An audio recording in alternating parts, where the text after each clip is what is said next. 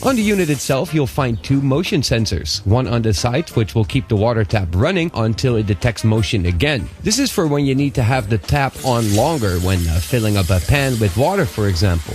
If you happen to forget turning off the water for some reason, or you have a cat or a pet that triggered it, it will automatically turn off within 3 minutes. The motion sensor on the bottom only gives out water when it detects your hand, and you will also need to get a bit closer to it for that to give out water.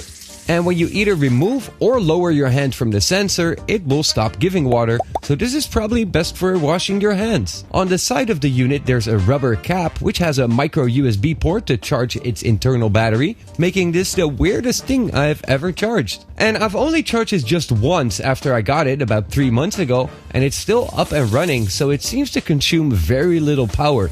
I must say that it's good to see that it does not use replaceable batteries. With something similar, maybe in a hotel or on airports, for example, and now you can have the same at home. It does exactly what it needs to do, and that's all it does. It should be saving water, especially when washing your hands, so I can't argue with that. But there's a few things to keep in mind. As it will give out water when you put your hands next to it or below it, you will need to keep the tap open at all times for this to work. When the tap is closed, it will obviously not work. This also means that it only works with cold or hot water, as you would need to manually change between those. Also, when washing your hands, the sensor can be very picky about the distance, although that is something that you will get used to quite quickly, as you just gotta keep your hands quite close to it. It's very convenient when you've got like really dirty hands, perhaps from cooking or working in the garden or whatever it is that you do to get your hands dirty, and you don't have to use the handle to open up the tap.